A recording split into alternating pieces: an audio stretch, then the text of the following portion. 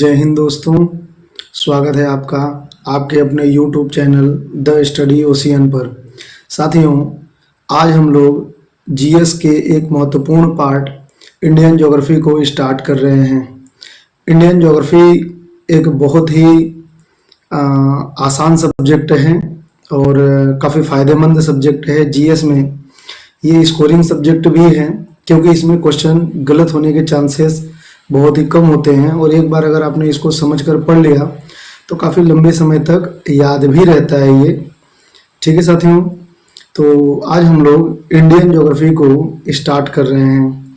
Indian geography में आज हमारा जो पहला चैप्टर है, हम लोग सबसे पहले इंडिया का जनरल इंट्रोडक्शन देखेंगे, सामान्य परिचय देखेंगे और इसमें हम लोग आज आप लोगों का जो पहला चैप्टर होगा, पहले चैप्टर का नाम होगा भारत का अवस्थिति और उसका विस्तार।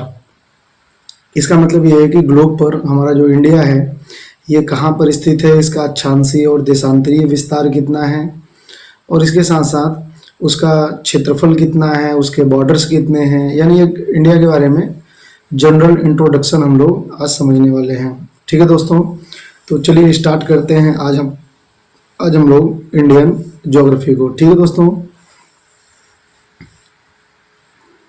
इंडियन ज्योग्राफी में आज हमारा सामान्य परिचय होगा। चैप्टर का नाम आप लोग लिख लीजिएगा। पहला चैप्टर होगा भारत की अवस्थिति और विस्तार। भारत की पहली अवस्थिति और विस्तार में हम लोगों का जो पहला चैप्टर है इसी को आज स्टार्ट कर रहे हैं दोस्तों। एक बात और भी है कि आप लोग कॉपी और पेन लेकर के बैठिएगा और जो भी मैं बताऊंगा उसको नोट करते हुए चलिएगा दोस्तों।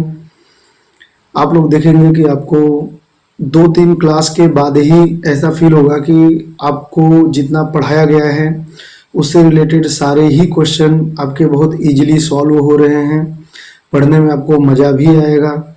और मैं इंडियन ज्योग्राफी का सारा ही चैप्टर कवर करने वाला हूँ, एक एक चैप्टर करके, मतलब सारे ही चैप्टर को बहुत अच्छे से कवर करेंगे। जब हमारा इंडियन ज्योग्राफी कंप्लीट हो जाएगा तो हम लोग वर्ल्ड ज्योग्राफी को भी पढ़ेंगे।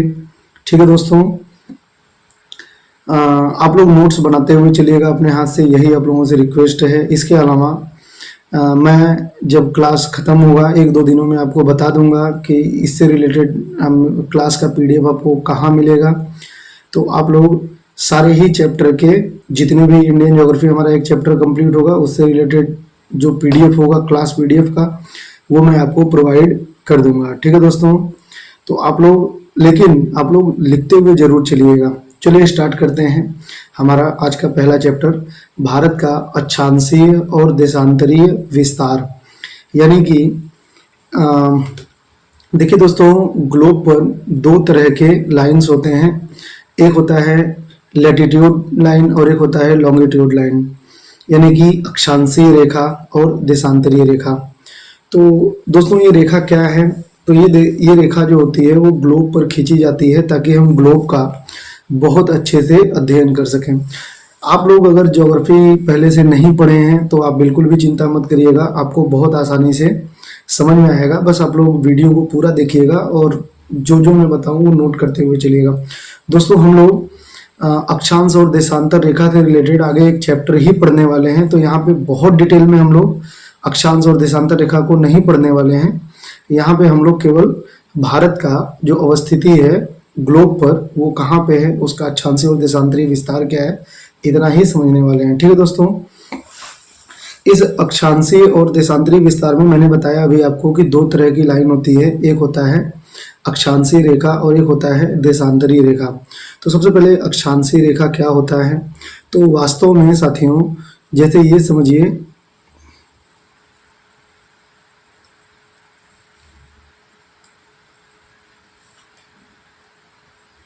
जैसे दोस्तों ऐसा समझिए कि ये हमारा ग्लोब है। वास्तव में जो ग्लोब क्या होता है, तो यह पृथ्वी का एक छोटा रूप, जो हमारा अर्थ है इसका एक छोटा रूप इंसानों द्वारा बनाया गया होता है ताकि हम लोग पृथ्वी का अध्ययन बहुत आसानी से कर सकें। ठीक है दोस्तों, इसका मतलब ये है कि आपको पृथ्वी पर ऐसी कोई लाइन वास्तविक रूप में नहीं मिलने वाली है, यह केवल ग्लोब पर अध्ययन के लिए, बहुत मतलब स्टडी के लिए इसको इंसानों द्वारा खींचा गया है। ठीक है दोस्तों, तो एक होता है अक्षांशीय रेखा और एक होता है देशांतरीय रेखा। ठीक है, तो सबसे पहले अक्षांशीय रेखा की देखिए क्या होता है। ये ग्लोब है हमारा, इस ग्लोब को, ये आपको ग्लोब दिखाई दे रहा होगा, बहुत आसानी से समझेंगे हम लोग। ये ग्लोब है, इस ग्लोब पर दोस्तों ये वाली लाइन देखिए, ये वाली लाइन, ये वाली जो लाइन है आपका, ये वाली लाइन, इसको कहते हैं 0 डिग्री अक्षांश रेखा। क्या कहते हैं? 0 डिग्री अक्षांश रेखा, 0 डिग्री लैटिट्यूड लाइन कहते हैं इसको। 0 डिग्री अक्षांश रेखा, 0 डिग्री लैटिट्यूड लाइन कहते हैं। इसी लाइन को दोस्तों विषुवत रेखा भी कहते हैं, इसी लाइन को भूमध्य रेखा भी कहते हैं। ठीक है दोस्तों, तो यह जो रेखा होती है, यह क्या करती है, पृथ्वी को 2 पार्ट में डिवाइड कर देती है। यानी कि हमारा जो ग्लोब होता है, इस लाइन से 2 पार्ट में आपको दिख रहा होगा कि ये डिवाइड कर रही है। ग्लोब का जो ऊपर वाला पार्ट होता है, ये कहलाता है अक्षांशी उत्तरी गोलार्ध। ऊपर वाला जो पार्ट होता है, इस लाइन के ऊपर वाला जो पार्ट होगा वो कहलाएगा उत्तरी गोलार्ध, और नीचे वाला जो पार्ट होगा, आधा पार्ट होगा, इसको कहेंगे दक्षिणी गोलार्ध। तो आपको दिख रहा होगा कि हमारा जो ये इंडिया है, यहाँ पर आप बहुत आसानी से इसको देख पा रहे होंगे कि ये जो हमारा इंडिया है, ये पूरी तरीके से उत्तरी गोलार्ध में स्थित है।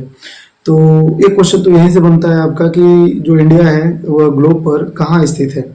तो उत्तरी गोलार्ध या दक्षिणी गोलार्ध, ऐसे करके 4 ऑप्शन होंगे आपके पास, उत्तरी एवं पूर्वी, पूर्वी एवं पश्चिमी। तो उसमें आपको वह ऑप्शन गलत कर देना है, सबसे पहले अलग कर देना है जो दक्षिणी गोलार्ध में होगा, क्योंकि हमारे इंडिया का कोई भी क्षेत्र दक्षिणी गोलार्ध में नहीं है, तो आपको उसको काट देना है। हमेशा ध्यान रखना है कि इंडिया जो है वो पूरी तरीके से उत्तरी गोलार्ध में स्थित है। ठीक है दोस्तों, तो ये हो गया उत्तरी गोलार्ध। ठीक है, और हमारा इंडिया जो है वो उत्तरी गोलार्ध में स्थित है। अब सवाल ये भी है कि जो उत्तरी गोलार्ध है, इसमें बहुत सारी अक्षांशीय रेखाएं होती हैं। देखिए दोस्तों, ये जो 0 डिग्री है, इसी के पैरेलल ये जो 0 डिग्री लाइन है, इसी के पैरेलल यहाँ पे बहुत सारी लाइनें ऐसे खींची जाती हैं। मैं यहाँ पे आपको खींच के बता रहा हूँ, ऐसी बहुत सारी लाइनें इस तरीके से खींची जाती हैं। ऐसे बहुत सारी लाइनें ये इसी के समानांतर खींची जाती हैं, 0 डिग्री के समानांतर। और यदि इसको 1-1 डिग्री पर खींचा जाए, जैसे इसको 0 मान लेते हैं, फिर 1 2 3 4 ऐसे करके 1-1 लाइन को खींचा जाए, तो ये जो लास्ट वाली लाइन होगी वो होगी 89। और जो 90 आता है, 90 डिग्री। ठीक है, 1-1 डिग्री पर ये 1-1 लाइन होती है, और जो ये 89 है, यह लास्ट लाइन है। इसके बाद जो 90 डिग्री है, यह 90 डिग्री वास्तव में लाइन न होकर के एक बिंदु होता है। ठीक है दोस्तों, तो टोटल उत्तरी गोलार्ध में कितनी अक्षांश रेखाएं हैं? 89। ये हमेशा आपको ध्यान रखना है। उत्तरी गोलार्ध में टोटल जो अक्षांश रेखाओं की संख्या है वह 89 है। और सेम ऐसे ही 0 डिग्री लाइन के पैरेलल इसके दक्षिण में भी सेम ऐसे ही उसी पैटर्न पे ऐसे लाइन खींची गई है। यहाँ पर भी सेम वैसे ही नंबर दिया गया है, 1 0 के बाद 1 2 3 4 5 इस तरीके से। और ये जो लास्ट वाली लाइन होती है, ये होती है 89। और यहाँ पर भी जो 90 होता है वह एक बिंदु है, एक रेखा न होकर के एक बिंदु है। तो टोटल 89 लाइन, 89 लाइन ऊपर है और 89 लाइन 89 लाइन जो है वह नीचे है। तो टोटल 178 अक्षांश रेखाएं हमारे ग्लोब पर हैं। यदि 1-1 डिग्री पर खींचा जाए तो, यदि 1-1 डिग्री पर खींचा जाए तो टोटल हमारी अक्षांश रेखाओं की संख्या कितनी है? 178। लेकिन आपको उसको भी काउंट करना है जो 0 डिग्री वाली लाइन है। तो इसका मतलब टोटल कितना हो गया? 179। तो ध्यान रखना है दोस्तों, अगर कभी भी आपसे अक्षांश रेखाओं की संख्या पूछेगा तो आपको 179 ही बताना है। फिर से मैं कह रहा हूँ, अगर अक्षांश रेखाओं की संख्या पूछेगा तो आपको 179 बताना है। लेकिन यदि अक्षांशों की संख्या पूछा जाएगा, तो इसमें 90 को भी आप काउंट कर देंगे। 90 डिग्री ऊपर है और 90 डिग्री नीचे है। तो टोटल अक्षांश रेखाओं की संख्या, अक्षांश रेखाओं की संख्या 179 179 है, और प्लस 2 और जोड़ देंगे तो ये टोटल अक्षांशों की संख्या आ जाएगा। दोनों में अंतर क्या है? ये अक्षांश रेखाओं की संख्या है, जो 179 है, ये अक्षांश रेखाओं की संख्या है। और टोटल अक्षांशों की संख्या यदि पूछेगा आपसे तो 181 हो जाएगा, 181 हो जाएगा। ठीक है दोस्तों, तो ये आपको ध्यान रखना है। तो ये तो वो लाइनें हो गई जो, अच्छा मैं आपको एक बात और बता दूं कि ऊपर में 0 डिग्री के ऊपर में जितनी भी लाइनें होंगी उन सभी को उत्तरी अक्षांश रेखाएं कहेंगे, और नीचे जितनी भी रेखाएं होंगी उन सबको दक्षिणी अक्षांश रेखाएं कहती हैं। यानी हमारे ग्लोब पर एक ही नंबर की दो दो लाइनें मिलती हैं, लेकिन अंतर क्या होता है उसमें? अंतर ये होता है कि जो उत्तरी गोलार्ध की लाइनें होती हैं उन्हें उत्तरी गोलार्ध वाली लाइन कहते हैं, और जो दक्षिणी गोलार्ध में लाइन होती हैं उन्हें दक्षिणी अक्षांश रेखा कहते हैं। ठीक है दोस्तों, तो ये आपको याद रखना है। तो अब हम लोग देखते हैं कि इस अक्षांश के हिसाब से हमारा जो इंडिया है वो कहाँ से है। तो देखिए दोस्तों, इंडिया का जो सबसे नॉर्थ पॉइंट है इंदिरा कॉल। कौन सा पॉइंट है? इंदिरा कॉल। जो सबसे नॉर्थ पॉइंट है उसे कहते हैं इंदिरा कॉल कहते हैं। ये आप नोट डाउन कर लेंगे, इंदिरा कॉल। और ये मेन लैंड का मुख्य भूमि का जो सबसे दक्षिणी बिंदु होगा इसे कन्याकुमारी कहते हैं या केप कैमोरिन कहते हैं। तो ऊपर इंदिरा कॉल और नीचे कन्याकुमारी। ठीक है दोस्तों, तो यहाँ से इंडिया के सबसे ऊपरी हिस्सा से ये आप समझ पा रहे होंगे कि ये हमारा इंडिया है। इतना ये मैप आपको दिख रहा होगा यहाँ पे। ठीक है दोस्तों, तो इंडिया का जो सबसे उत्तर में यहाँ पे लद्दाख में जो सबसे उत्तर में पॉइंट है इसे इंदिरा कॉल कहते हैं, इंदिरा कॉल। और यहाँ जो सबसे साउथ में जो लाइन जाती है, यहाँ से जो सबसे साउथ में लाइन जाती है इसको कहते हैं, यहाँ से जो पॉइंट है ये कन्याकुमारी है या केप कैमोरिन कहते हैं इसको। ठीक है दोस्तों, तो ये इंडिया के सबसे साउथ पोजीशन से जाती है और ये सबसे नॉर्थ पॉइंट से जाती है। तो जो सबसे दक्षिणी पॉइंट से जाती है ये 8 अंश 4 मिनट है। अब आप मुझे बताएंगे कि ये दक्षिणी अक्षांश है या उत्तरी अक्षांश है? तो हाँ, ये उत्तरी अक्षांश है दोस्तों, ये उत्तरी अक्षांश है, ध्यान रखेंगे, ये उत्तरी अक्षांश है। और जो सबसे उत्तरी बिंदु से जाता है ये 37 अंश 6 मिनट उत्तरी अक्षांश है, उत्तरी अक्षांश है। ठीक है दोस्तों, तो हमारा जो इंडिया है वो 8 अंश 4 मिनट से लेकर के 37 अंश 6 मिनट उत्तरी अक्षांश के बीच में स्थित है। ये आपको याद रखना है, ये पॉइंट बहुत इंपॉर्टेंट है और बार बार एग्जाम में पूछा जाता है कि हमारा जो इंडिया है वह किन दो अक्षांश रेखाओं के बीच में स्थित है। तो 8 अंश 4 मिनट उत्तरी अक्षांश से लेकर के 37 अंश 6 मिनट उत्तरी अक्षांश। एक चीज़ ध्यान रखिएगा दोस्तों कि भले ही ये दक्षिणी पॉइंट से होकर के गुजरती है लाइन, लेकिन भले ही ये दक्षिणी बिंदु से होकर के गुजरती है, लेकिन इस लाइन का नाम क्या होगा? उत्तरी। क्योंकि अभी मैंने बताया कि 0 डिग्री के ऊपर में जितनी भी लाइनें होती हैं उन सबको उत्तरी अक्षांश ही कहते हैं। और जैसे जैसे आप ऊपर की ओर चलते चले जाते हैं वैसे लाइनों का जो अक्षांश रेखा है इसका नंबर बढ़ता जाता है। ठीक है दोस्तों, यहाँ पे अब मैं यहाँ पे एक बात और बता दूं आपको कि देखिए, वास्तव में भले ही इनको अक्षांश रेखाएं कहते हैं, लेकिन ये अक्षांश रेखाएं नहीं होती हैं, ये एक वृत्त होता है जो पृथ्वी के चारों तरफ हमारे ग्लोब के, मतलब जब मैं पृथ्वी कहूँ तो वास्तव में आप ग्लोब समझिए। ठीक है, तो यह हमारे ग्लोब के चारों तरफ की होती हैं लाइनें। ठीक है दोस्तों, तो इसलिए ये एक रेखा ना होकर के क्या होती हैं, ये एक वृत्त होती हैं। तो इनकी खास बात क्या होती है अक्षांश रेखाओं की, कि जैसे जैसे हम उत्तर की ओर जाते हैं या सेम ऐसे ही 0 डिग्री के बाद जैसे जैसे हम दक्षिण की ओर जाएंगे यानी ध्रुवों की ओर जाते हैं यानी 90 डिग्री की ओर जाते हैं, तो इन वृत्तों का यानी इन रेखाओं का या वृत्तों का जो लंबाई है वह कम होता जाता है और इनका नंबर बढ़ता जाता है। जैसे जितना नज़दीक रहेगा 0 डिग्री की वो उतना कम रहेगा, और जितना ऊपर जाएगा या जितना दक्षिण की ओर नीचे जाएगा वो उनका नंबर बढ़ता चला जाता है। ठीक है दोस्तों, तो हमारा जो इंडिया है वो 8 अंश 4 मिनट उत्तरी अक्षांश से लेकर के 37 अंश 6 मिनट उत्तरी अक्षांश के बीच में स्थित है। ये आपको याद कर लेना है।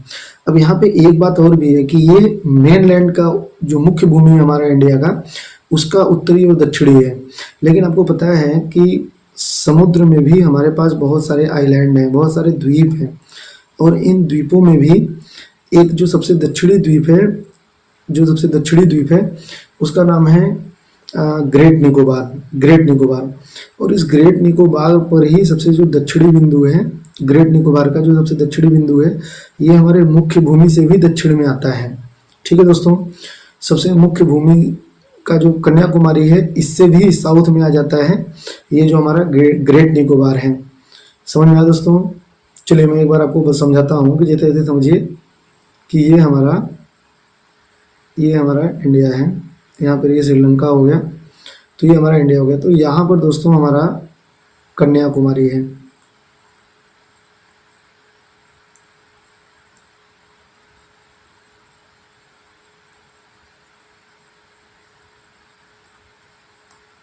कन्याकुमारी समझ लीजिए, ये कन्याकुमारी हो गया। और सेम यहाँ पर भी बहुत सारे द्वीप हैं, और ये जो द्वीप होते हैं, ये जो द्वीप हैं समुद्र में, ये हमारे मेन लैंड के भी साउथ में आ जाते हैं। तो जो ग्रेट निकोबार है, वास्तव में इसका जो सबसे दक्षिणी क्षेत्र है, इसको कहते हैं इंदिरा पॉइंट। ये इंदिरा पॉइंट कन्याकुमारी के भी साउथ में स्थित है। समझ में आया? कन्याकुमारी से भी दक्षिण में ये हमारा इंदिरा पॉइंट स्थित है। तो वास्तव में यदि आपसे पूछे इंडिया का जो सबसे दक्षिणी बिंदु है वह कन्याकुमारी है या इंदिरा पॉइंट है, तो ये आपको इंदिरा पॉइंट बताना है। तो इंदिरा पॉइंट का जो नंबर होगा वो और भी कम होगा, जो अक्षांशी नंबर होगा। तो इंदिरा पॉइंट का जो अक्षांशी नंबर है वो 6 है। तो एक बार मैं फिर से बताता हूँ। देखिए हमारा जो ये इंडिया है, इंडिया का जो सबसे उत्तरी छोर है इसको क्या कहते हैं, जो सबसे उत्तरी छोर है इसको कहते हैं इंदिरा कॉल। और जो इंदिरा कॉल है, यहाँ से जो लाइन जाती है ये 37.6 है। इसके बाद आता है हमारे मेन लैंड का, इंडिया का जो सबसे दक्षिणी बिंदु है, इसको कहते हैं कन्याकुमारी। और कन्याकुमारी से जो अक्षांश रेखा जाती है इसे 8 अंश 4 मिनट अक्षांश, उत्तरी अक्षांश कहते हैं। लेकिन इस कन्याकुमारी से भी दक्षिण में यहाँ पर एक और बिंदु है जिसको कहते हैं इंदिरा पॉइंट, और ये इंदिरा पॉइंट ग्रेट निकोबार द्वीप पर स्थित है। ठीक है दोस्तों, तो यहाँ से जो लाइन जाती है ये भी आपको ध्यान रखना है, ये इस लाइन के भी नीचे है। तो ये है 6 अंश 4 मिनट। तो वास्तव में हमारे इंडिया का जो अक्षांशीय विस्तार है, टोटल अगर क्षेत्र की बात किया जाए तो वो 6 अंश 4 मिनट से लेकर के 37 अंश 6 मिनट के बीच में होगा। लेकिन अगर मुख्य भूमि के इंडिया की बात होगी तो वो 8 अंश 4 मिनट से लेकर के 37 अंश 6 मिनट के बीच में होगा। उम्मीद करता हूँ ये आपको समझ में आया होगा दोस्तों, और नहीं समझ में आया तो कोई बात नहीं, आगे हम इसको और भी अच्छे से समझने वाले हैं, तो बिल्कुल भी चिंता नहीं करना है। अब देखिए दोस्तों, ऐसे ही जैसे अक्षांश रेखाएं होती हैं ऐसे ही होता है देशांतर रेखाएं, इनको कहते हैं लॉन्गिट्यूड लाइन। ठीक है, देशांतरीय रेखा। जो देशांतर रेखाएं होती हैं इनमें अंतर ये होता है कि ये खड़ी हुई हैं। जैसे जो अक्षांश रेखाएं हैं वो इस तरीके की लाइन होती हैं दोस्तों, इस तरीके की लाइन होती हैं। इन लाइनों को कहते हैं अक्षांश रेखा। तो अक्षांश रेखा वास्तव में रेखा न होकर के क्या था, वृत्त था, अभी मैंने बताया था। लेकिन देशांतरीय रेखा जो होती हैं वो रेखा ही होती हैं, क्योंकि वो एक बिंदु से चल करके दूसरे बिंदु पे समाप्त हो जाती हैं। 90 डिग्री से चलती हैं और 90 डिग्री पे खत्म हो जाती हैं।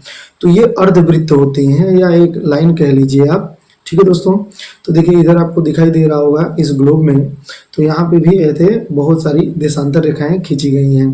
ठीक है दोस्तों, तो इसमें ये वाली लाइन देखिए, ये वाली जो लाइन है ये आपको दिख रहा होगा, तो इसको कहते हैं 0 डिग्री लाइन। 0 डिग्री लाइन है ये। ठीक है दोस्तों, ग्लोब पर 0 डिग्री लाइन है, और इसके ठीक पीछे आपको 180 डिग्री लाइन दिखेगा, 180 डिग्री।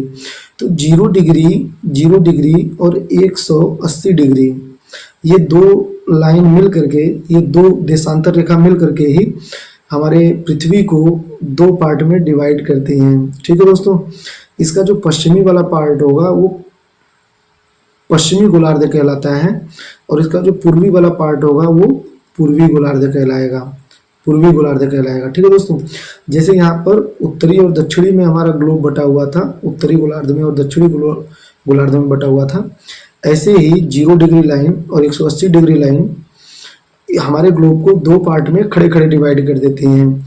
ये जो पश्चिम वाला पार्ट होगा इसको कहा जाएगा पश्चिमी गोलार्ध, और जो पूरब वाला पार्ट होगा इसको कहा जाएगा पूर्वी गोलार्ध। तो इस हिसाब से हमारा इंडिया कहाँ पे होगा, पूर्वी गोलार्ध में होगा, पूर्वी गोलार्ध में। तो ध्यान रखना है आपको, उस ऑप्शन को गलत कर देना है जिसमें दक्षिणी गोलार्ध होगा, क्योंकि अभी मैंने बताया कि हमारा इंडिया जो है वो उत्तरी गोलार्ध में स्थित है। और दूसरी बात, उस ऑप्शन को काट देना है जिसमें पश्चिमी गोलार्ध होगा, इसका मतलब हमारा इंडिया जो होगा वो पूरी तरीके से पूर्वी गोलार्ध में स्थित है। तो वास्तव में सही आंसर क्या होगा, हमारा जो इंडिया है वह उत्तरी पूर्वी गोलार्ध में स्थित है। उत्तरी दक्षिणी की बात होगा तो उत्तरी, और पूर्वी पश्चिमी की बात होगा तो पूर्वी गोलार्ध में स्थित है। ठीक है दोस्तों, अब देखिए एक बात मैं आपको और बताऊं कि कोई भी दो देशांतर रेखा जिसका योग, जिसका जोड़, कोई भी दो देशांतर रेखा जिसका जोड़ 180 आएगा, 180 आएगा, वो दोनों रेखाएं एक दूसरे के विपरीत होंगी, एक दूसरे के पीछे होंगी। जैसे अगर आपसे पूछे 0 डिग्री देशांतर रेखा के ठीक पीछे वाली लाइन कौन सी है, तो 0 में 180 जोड़ेंगे तो 180 आएगा। ऐसे ही कभी आपसे पूछे कि 101 डिग्री देशांतर रेखा के ठीक पीछे वाली देशांतर रेखा कौन सी होगी, तो यहाँ पर भी आपको 100 यहाँ पर 1 डिग्री के पीछे प्लस 179 आपको बताना है। ठीक है दोस्तों, तो ये आपको ध्यान रखना है। बाकी अक्षांश और देशांतर रेखाएं हम लोग बहुत अच्छे से समझेंगे। देशांतर रेखाएं भी दो तरह की होती हैं, एक ही एक नंबर के दो दो देशांतर रेखाएं होती हैं। जो पूरब की ओर होती हैं उन्हें पूर्वी देशांतर रेखा, और जो पश्चिम की ओर होती हैं उन्हें पश्चिमी देशांतर रेखा कहते हैं। ठीक है, तो यहाँ पर देखिए हमारा जो इंडिया है वो पूरी तरीके से पूर्वी गोलार्ध में स्थित है। यहाँ ग्लोब पर आपको दिखाई दे रहा होगा। ठीक है दोस्तों,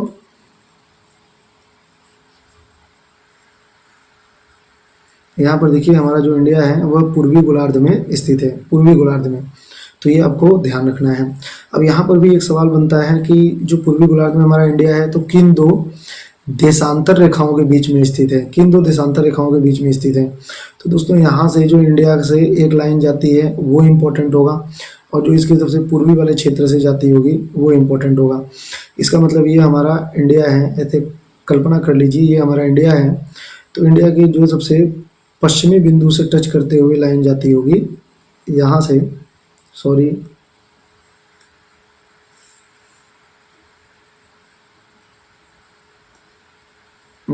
ये क्या हो गया,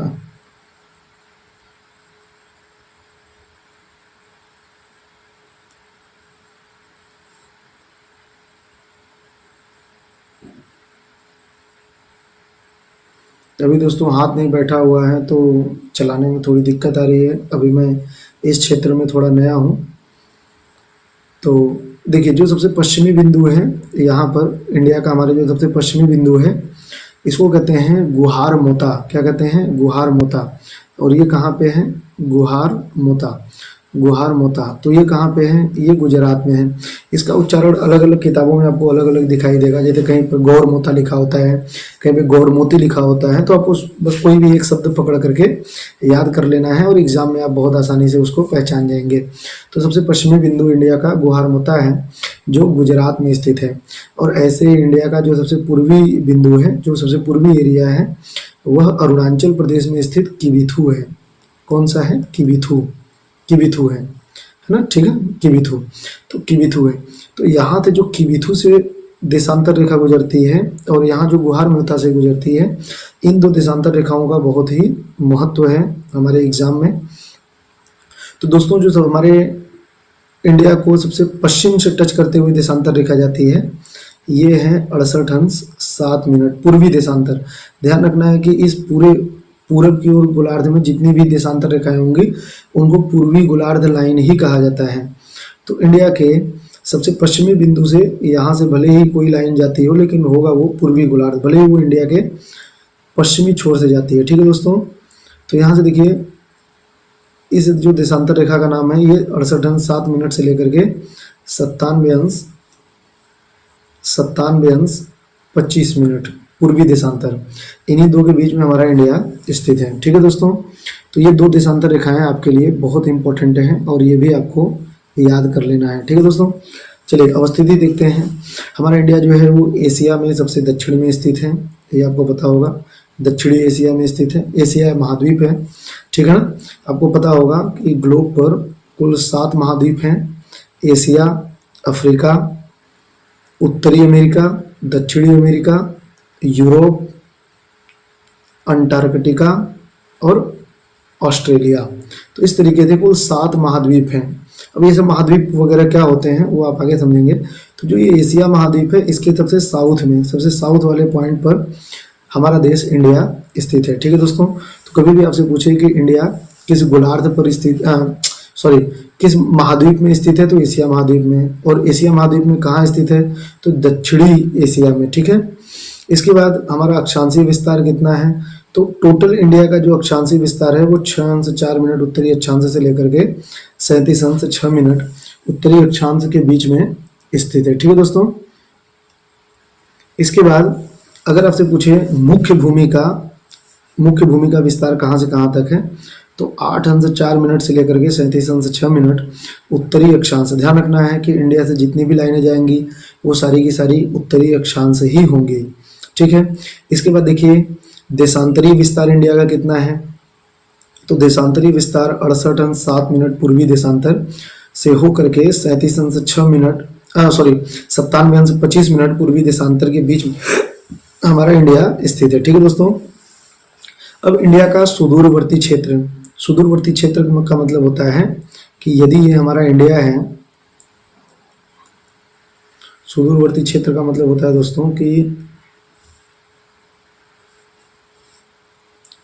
यदि ये हमारा इंडिया है तो इस इंडिया का जो सबसे उत्तरी बिंदु है, जो सबसे दक्षिणी बिंदु है, जो सबसे पश्चिमी बिंदु है और जो सबसे पूर्वी बिंदु है, इनका आपको नाम याद रखना चाहिए। ठीक है दोस्तों, तो इंडिया का जो सबसे उत्तरी बिंदु है वो है इंदिरा कॉल। ठीक है, इंदिरा कॉल, वो आपके नोट्स में लिखा हुआ है, यहाँ मैं बहुत आसानी से लिख नहीं पा रहा हूँ अभी। तो ये है इंदिरा कॉल। इंदिरा कॉल आपको याद रखना है, जो सबसे उत्तरी बिंदु है। और ये कहाँ पे है, तो ये होगा लद्दाख में। ठीक है, सबसे दक्षिणी बिंदु क्या होगा, सबसे दक्षिणी बिंदु होगा कन्याकुमारी या केप केमोरिन। ये कहाँ पे है, तो ये तमिलनाडु में है। इसके बाद सबसे पश्चिमी बिंदु, तो सबसे पश्चिमी बिंदु कहाँ पे है, गुहार मोता गुजरात में है। सबसे पश्चिमी बिंदु गुहार मोता गुजरात में है। इसके बाद सबसे पूर्वी बिंदु किबिथु, ये कहाँ पे है, तो ये अरुणाचल प्रदेश में है। ठीक है दोस्तों, आपको ये भी ध्यान रखना है कि वो किस राज्य में है। तो सबसे एक बार मैं फिर से रिपीट कर रहा हूँ, सबसे उत्तरी बिंदु इंदिरा कॉल लद्दाख में है। सबसे दक्षिणी बिंदु, ये मेनलैंड की बात हो रही है, मुख्य भूमि की बात हो रही है। सबसे दक्षिणी बिंदु कन्याकुमारी, तो ये इसको केप केमोरिन भी कहते हैं, केप केमोरिन, तो ये कहाँ पे, ये तमिलनाडु में है। फिर सबसे पश्चिमी बिंदु, सबसे पश्चिमी बिंदु को गुहार मोता कहते हैं, ये गुजरात में स्थित है। और सबसे पूर्वी बिंदु किबिथु, ये अरुणाचल प्रदेश में स्थित है। ठीक है दोस्तों, तो ये तो हो गया हमारे मुख्य भूमि का पार्ट। लेकिन आपको पता होगा कि हमारे पास बहुत सारे आइलैंड हैं, बहुत सारे द्वीप हैं इंडिया के आसपास, और इन द्वीप पर भी इंडिया का ही पॉलिटिकल कंट्रोल है। ठीक है दोस्तों, तो इस द्वीप में ये अंडमान निकोबार द्वीप समूह है। अंडमान निकोबार द्वीप समूह में जो सबसे दक्षिणी द्वीप है, सबसे दक्षिणी द्वीप को क्या कहते हैं, सबसे दक्षिणी द्वीप को कहते हैं ग्रेट निकोबार। अंडमान निकोबार द्वीप समूह का जो सबसे दक्षिणी द्वीप है उसे ग्रेट निकोबार कहते हैं। और ग्रेट निकोबार का जो सबसे दक्षिणी छोर है, सबसे दक्षिणी छोर, इसको क्या कहते हैं, इसको कहते हैं इंदिरा पॉइंट, या इसी को कहते हैं पिग्मेलियन पॉइंट। तो इंदिरा पॉइंट या पिग्मेलियन पॉइंट कहते हैं। वास्तव में ये अभी दिखाई नहीं देता है। 2004 में सुनामी आई थी, ये भी आपको याद रख लेना है। 2004 में सुनामी आई थी और 2004 की सुनामी के बाद ये पिग्मेलियन पॉइंट या इंदिरा पॉइंट जिसे कहते हैं, ये डूब चुका है। तो अभी ये नहीं दिखाई देता है, ये अभी जलमग्न हो चुका है। लेकिन फिर भी अभी सबसे दक्षिणी क्षेत्र यही माना जाता है।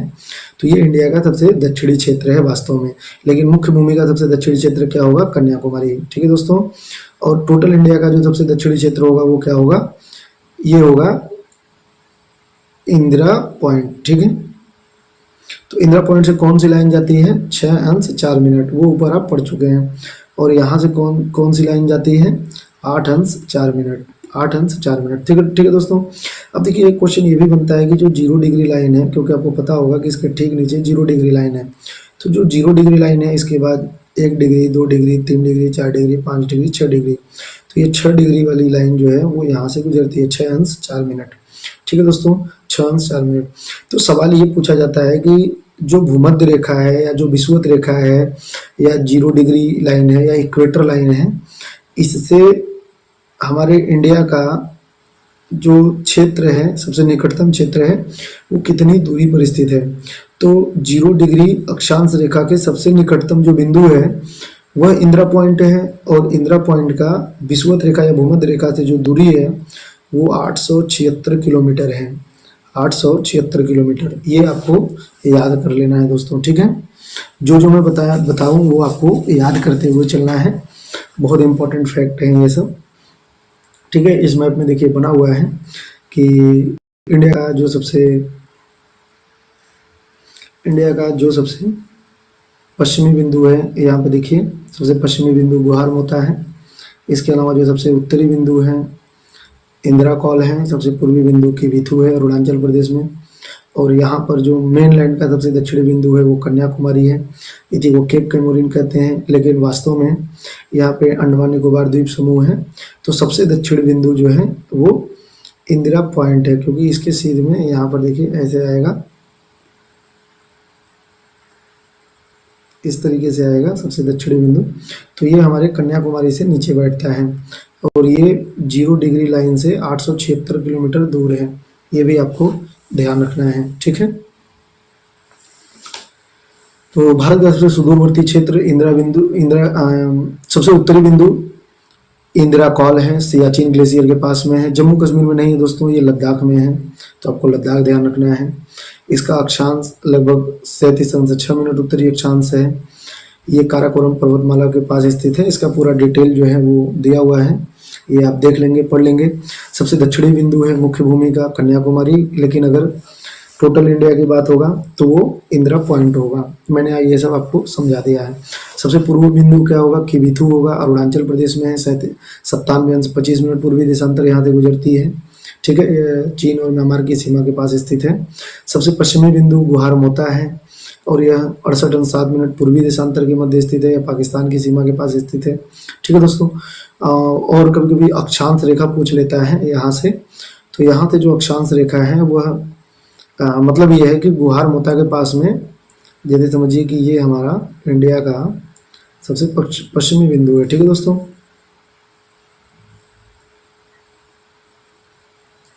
और अभी मुझसे मैप बन नहीं पा रहा है, 1-2 दिनों में चलाते हुए हाथ बैठ जाएगा, आप लोग इतना मैनेज कर लीजिए दोस्तों। ऐसे समझिए जैसे ये हमारा इंडिया का प्रायद्वीपीय पार्ट है, ठीक है। तो इंदिरा पॉइंट जो है, जो गुहार मोता है वो यहाँ पर है, गुहार मोता, और यहाँ से एक अक्षांश रेखा गुजरती है जिसको कहते हैं 24 डिग्री उत्तरी अक्षांश, 24 डिग्री उत्तरी अक्षांश। और ये 24 डिग्री उत्तरी अक्षांश इंडिया और पाकिस्तान के मध्य सीमा का बंटवारा करता है। यहीं पर सर क्रीक है जिसको लेकर के, यहीं पर सर क्रीक है जिसको लेकर के इंडिया और पाकिस्तान के मध्य विवाद है, वो सब आगे हम लोग समझेंगे बहुत अच्छे से, ठीक है दोस्तों।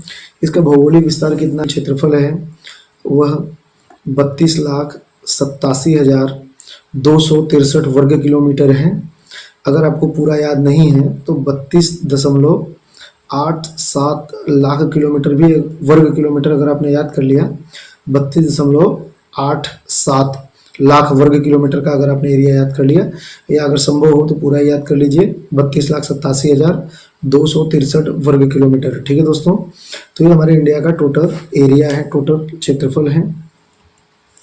और इस टोटल क्षेत्रफल में इंडिया के दोस्तों, ये जो टोटल क्षेत्रफल है हमारा, यह वर्ल्ड में जितना भी भूभाग है, टोटल इंडिया में जितनी भी जमीनें हैं उसका 2.42% का क्षेत्रफल है हमारे पास। इंडिया का 2.4, वर्ल्ड का 2.42% क्षेत्रफल है हमारे पास, हमारे इंडिया के पास, ठीक है दोस्तों। इसके बाद देखिए इसका लेंथ कितना है इंडिया का, है ना, नॉर्थ टू साउथ और वेस्ट टू ईस्ट। तो ये टोटल इसका लेंथ कितना है, इसकी लंबाई कितनी है, वो हम लोग देखते हैं, ये भी पूछा जाता है।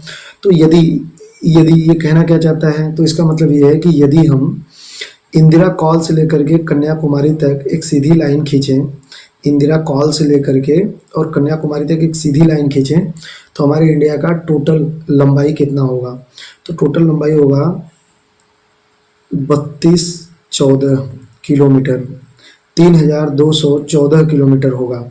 उत्तर से लेकर के दक्षिण तक जो इंडिया की लंबाई है वो 3214 किलोमीटर, ये भी आपको याद कर लेना है दोस्तों।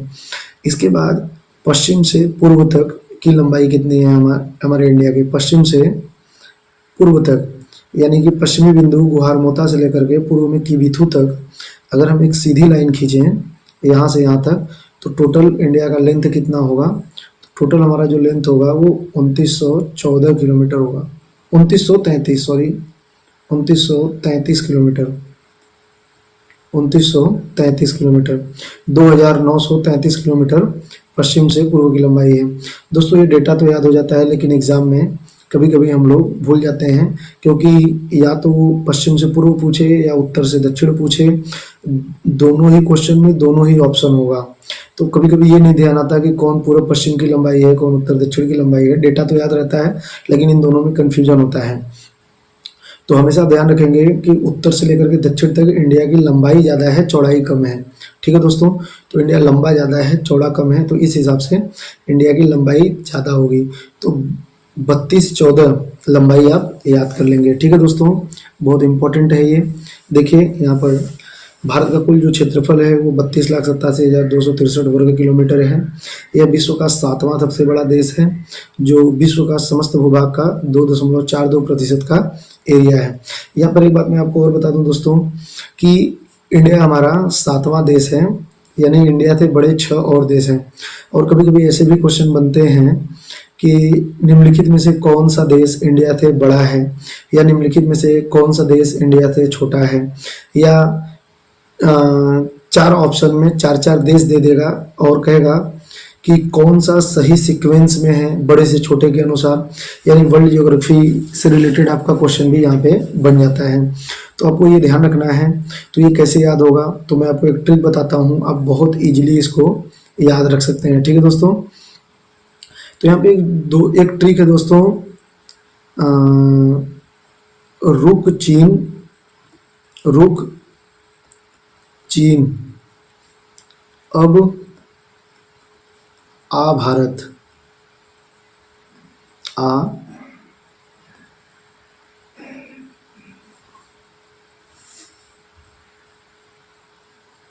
भारत।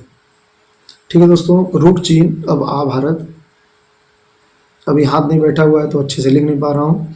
रुक चीन अब आ भारत। तो इंडिया हमारा किस नंबर पे है, 7वें नंबर पे है। इंडिया तो हमारा 7वें नंबर पे है। इसके बाद ये 6 बड़े देश हैं, तो कौन कौन से हैं। रूस से क्या हो जाएगा, रूस हो जाएगा। रूस से क्या हो जाएगा, रूस। क से क्या हो जाएगा, कनाडा, कनाडा। और फिर चाइना तो है, चीन का चीन नाम ही है, तो ये 3 हो गया। चौथे नंबर पे अ से क्या हो जाएगा, अमेरिका, अमेरिका हो जाएगा। ब से क्या हो जाएगा, ब्राज़ील हो जाएगा दोस्तों, ब्राज़ील। और आ से क्या हो जाएगा, ऑस्ट्रेलिया, ऑस्ट्रेलिया। और 7वें नंबर पे हमारा इंडिया ही है। तो देखिए, रूस 1 हो गया, कनाडा 2 हो गया, चीन 3 हो गया, अमेरिका 4 हो गया, ब्राज़ील 5 हो गया और ऑस्ट्रेलिया 6 हो गया, और इंडिया 7। तो इन 7 को बहुत आसानी से इस ट्रिक के माध्यम से आप याद कर सकते हैं। रुक चीन अब आ भारत। जिनको याद है वो अच्छी बात है, जिनको नहीं याद है वो इस ट्रिक से याद कर सकते हैं। ठीक है दोस्तों, इसके अलावा एक चीज़ आप ये नोट कर लीजिएगा। इसके बाद दोस्तों एक चीज़ और भी है कि कभी कभी आपसे, देखिए इंडिया तो हमारा 7वें नंबर पे है, लेकिन ठीक इंडिया के बाद कौन सा है, तो मेरे ख्याल से आपको इंडिया के बाद 3 और देश याद कर लेने चाहिए, क्योंकि इंडिया 7वें नंबर पे है। तो टॉप 10 आपको याद कर लेने चाहिए। तो इंडिया के ऊपर 6 देश हैं, तो वो आपने याद कर लीजिए। 7वें नंबर पे इंडिया है। फिर 8वें नंबर पे कौन सा देश है, तो 8वें नंबर पे ही आपको याद करना पड़ेगा। तो 8वें नंबर पे अर्जेंटीना है, अर्जेंटीना दोस्तों, अर्जेंटीना, अर्जेंटीना आप याद कर लेंगे। ठीक है, अर्जेंटीना, जिसकी राजधानी ब्यूनस आयर्स है, और यह दक्षिणी अमेरिका महाद्वीप का देश है। फिर 9वें नंबर पे हम लोग दोस्तों वर्ल्ड मैपिंग भी करेंगे। इंडियन ज्योग्राफी के बाद हम लोग वर्ल्ड मैपिंग करेंगे, और इंडिया वर्ल्ड के जितने भी इम्पोर्टेंट प्लेसेस हैं, जो रिवर्स हैं, जो माउंटेन्स हैं, और जितनी भी चीज़ें हैं, लेक्स हैं, यानी कि झील, नदियाँ, पर्वत, पठार जो भी होंगे, वो सब के सब हम लोग कवर करेंगे। ठीक है दोस्तों, तो अर्जेंटीना हो गया 8वें नंबर पे। 9वें नंबर पे दोस्तों आपको याद रखना है कजाकिस्तान, कजाकिस्तान। कजाकिस्तान एशिया का ही देश है, मध्य एशिया का देश है दोस्तों। कजाकिस्तान मध्य एशिया का देश है और लैंड लॉक्ड कंट्री है। लैंड लॉक्ड क्या होता है, लैंड लॉक्ड उस देश को कहते हैं जो पूरी तरीके से क्या हो, स्थल से घिरा हुआ हो, मतलब समुद्री बॉर्डर न लगता हो, तो कजाकिस्तान हो गया। ठीक है, इसकी जो राजधानी है वो नूर सुल्तान है, नूर सुल्तान, इसकी राजधानी नूर सुल्तान है। ठीक है दोस्तों, नूर सुल्तान, और ये एशिया का ही देश है। फिर 10वें नंबर पे जो देश है दोस्तों वह है अल्जीरिया, अल्जीरिया। और अल्जीरिया की राजधानी अल्जियर्स होता है, अल्जीरिया की राजधानी अल्जियर्स है। और यह अफ्रीका महाद्वीप का एक देश है, अफ्रीका महाद्वीप का एक देश है अल्जीरिया। तो रूप चीन, अब भारत 7 हो गए, फिर 8वें नंबर पे अर्जेंटीना, 9वें नंबर पे कजाकिस्तान और 10वें नंबर पे अल्जीरिया। अल्जीरिया के बारे में कई बार ये क्वेश्चन पूछा हुआ है कि अफ्रीका महाद्वीप का सबसे बड़ा देश कौन सा है, तो यह अफ्रीका महाद्वीप का सबसे बड़ा देश है, क्योंकि इसके ऊपर के जितने भी 9 देश हैं उनमें से कोई भी अफ्रीका महाद्वीप का नहीं है। तो अफ्रीका महाद्वीप का सबसे बड़ा देश अल्जीरिया है। और अफ्रीका महाद्वीप की सबसे अधिक जनसंख्या वाला जो देश है वो नाइजीरिया है। ये मैंने क्यों बताया, क्योंकि ये दोनों ही क्वेश्चन कई बार पूछे गए हैं और रेलवे में ये क्वेश्चन बार बार पूछे जाते हैं, तो ये आप ध्यान रखेंगे। अफ्रीका महाद्वीप का जो सबसे बड़ा देश है वो अल्जीरिया है, और जो सबसे अधिक जनसंख्या वाला देश है वो नाइजीरिया है। ठीक है दोस्तों, इसके बाद देखते हैं जो, अच्छा इंडिया का बॉर्डर्स अभी मुझे बताना है आपको। ठीक है दोस्तों, बॉर्डर बताना है आपको। देखिए, इंडिया का स्थलीय सीमा किसे कहते हैं? वह बॉर्डर, वह सीमा जो किसी देश और इंडिया के मध्य में है उसको स्थलीय सीमा कहते हैं। यहाँ पे जैसे देखिए, ये भारत और पाकिस्तान के बीच में है, फिर यहाँ से चाइना का बॉर्डर स्टार्ट हो जाता है, फिर ये नेपाल का बॉर्डर है इस तरीके से, फिर ये भूटान और म्यांमार, और फिर इस तरीके से बांग्लादेश। तो ये जो बॉर्डर है ये स्थलीय सीमा है, स्थलीय बॉर्डर है। ठीक है दोस्तों, तो इसकी जो लंबाई है, इसकी जो लेंथ है वो 15,200 किलोमीटर है। ये भी एग्ज़ाम में बहुत बार पूछा गया है, तो आप याद रख लेंगे 15,200, क्योंकि नेशनल सिक्योरिटी एक बहुत इम्पोर्टेंट टॉपिक है और इंडिया इससे बहुत परेशान भी है। ठीक है दोस्तों, क्योंकि अवैध प्रवासियों का जो इंडिया में घुसपैठ है और ये सब करंट के ज्वलंत मुद्दे हैं, तो आपसे बॉर्डर पूछा जा सकता है। तो ये बॉर्डर की लंबाई आप लोग ध्यान रखेंगे 15,200 किलोमीटर। आगे हम लोग बहुत अच्छे से कवर करेंगे कि कौन कौन से देश हैं, कौन कौन से स्टेट हैं, उनमें मैं आपको बहुत आसानी से बताऊंगा। ठीक है, 15,200 स्थलीय सीमा। अब देखिए, इंडिया का जलीय सीमा यानी इंडिया के बहुत सारे स्टेट ऐसे हैं जो कोस्टल एरिया पे स्थित हैं, कोस्टल रेंज है, कोस्टल क्षेत्र है। ठीक है दोस्तों, कोस्टल एरिया है। यहाँ देखिए, यहाँ से लेकर के यहाँ तक के बीच में इंडिया के साउथ के ऐसे 9 स्टेट हैं। ठीक है ना, 9 स्टेट हैं, जैसे गुजरात है, महाराष्ट्र है, गोवा है, कर्नाटक है, केरल है, तमिलनाडु है, आंध्र प्रदेश है, उड़ीसा है और पश्चिम बंगाल है। तो 4 इधर है, 5। तो ये 9 स्टेट हैं, तो इनका भी कोई न कोई बॉर्डर होगा। तो इसकी जो लंबाई है, भारत की जो समुद्री सीमा की लंबाई है वो कितनी है? 6100 किलोमीटर है। 6100 किलोमीटर याद रखेंगे। ठीक है दोस्तों, 6100 किलोमीटर, 6100 किलोमीटर ये मुख्य भूमि की समुद्री सीमा है। लेकिन आपको पता है कि इंडिया के पास बहुत सारे आइलैंड भी हैं, बहुत सारे द्वीप भी हैं, और इन द्वीपों के भी चारों तरफ कोस्टल एरिया है, तटरेखा है। तो इनके तटों को भी अगर इसमें ऐड कर देंगे तो टोटल जो इंडिया का दोस्तों, यहाँ तो लिखने का जगह नहीं है, 7,516.6 किलोमीटर का टोटल है। ठीक है, तो देखिए,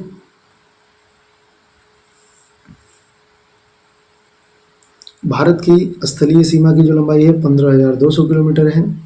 मुख्य भूमि की तटरेखा की लंबाई 6100 किलोमीटर है, और भारत की कुल तटरेखा की लंबाई ये द्वीपों सहित है 7,516.6 किलोमीटर। ये भी याद कर लेंगे, यानी तटरेखा आपको 2 याद करना पड़ेगा, एक 7,516.6 किलोमीटर और दूसरा 6100 किलोमीटर। अब इसमें अगर आपको द्वीपों की तटरेखा चाहिए तो इसमें से यानी कुल में से मुख्य भूमि की घटा देंगे तो आपको द्वीपों की तटरेखा की लंबाई निकल के आ जाएगी, लेकिन वो इम्पोर्टेंट नहीं है। ठीक है, उत्तर से दक्षिण तक इंडिया की जो लंबाई है वो 3214 किलोमीटर है, जो जम्मू कश्मीर से कन्याकुमारी, वैसे जम्मू कश्मीर नहीं है, ये लद्दाख से कन्याकुमारी तक है, कन्याकुमारी तमिलनाडु में है। ठीक है, फिर पूर्व से पश्चिम की लंबाई 2933 किलोमीटर, जो गुजरात से अरुणाचल प्रदेश है, अरुणाचल प्रदेश से गुजरात तक है। ठीक है, इसके बाद भारत की दक्षिणी सिरे पर इंदिरा पॉइंट या पिगमिलियन पॉइंट जो है वो 876 किलोमीटर दूर है, ये मैंने आपको पहले बता दिया है। ठीक है दोस्तों, इसके बाद इंडिया का जो बॉर्डर है वो 7 देशों के साथ लगता है। उत्तर में चीन है, नेपाल है, भूटान है, ये अभी आप याद कर लीजिए। बाकी हम इनका बॉर्डर्स एक अलग क्लास में ही देखेंगे, कितनी लंबाई है, क्या क्या चुनौतियां हैं, क्या क्या डिस्प्यूट है, मतलब विवाद है, ये सब हम लोग समझेंगे बहुत अच्छे से, क्योंकि ये सब हमारे वनडे एग्जाम्स के लिए बहुत इंपॉर्टेंट हैं। ठीक है दोस्तों, इसके बाद भारत का मानक समय रेखा, लेकिन ये हम लोग कल समझेंगे, भारत का मानक समय रेखा और बॉर्डर्स वगैरह। तो आज के लिए इतना ही दोस्तों। अगर आपको यह वीडियो पसंद आया तो आप लोग अपने दोस्तों के पास ज़रूर शेयर करिए। और दोस्तों, अगर आप लोग ज्योग्राफी पढ़ना चाहते हैं तो आप लोगों से एक रिक्वेस्ट है कि आप लोग सारे ही लेक्चर को सीक्वेंस से देखिएगा। सीक्वेंस से देखने के लिए मैं इसलिए बोल रहा हूँ क्योंकि ज्योग्राफी में हर आगे वाला टॉपिक पीछे वाले टॉपिक से कनेक्टेड होता है, जुड़ा हुआ होता है। इसलिए अगर आप बीच बीच में देखेंगे तो हो सकता है कि आपको थोड़ी मुश्किल हो। फिर भी मेरी कोशिश होगी कि मैं सरल करके आसानी से बताऊं, लेकिन ज़्यादा फायदा आप तभी ले पाएंगे जब सीक्वेंस से सारे ही वीडियो को देखें। ठीक है दोस्तों, और मेरी रिक्वेस्ट है आप लोगों से कि वीडियो जरूर देखिएगा और नोट्स जरूर बनाइएगा दोस्तों। ठीक है, चलिए तो आज के लिए इतना ही। ढेर सारी शुभकामनाएं दोस्तों, बहुत बहुत धन्यवाद। ठीक है दोस्तों।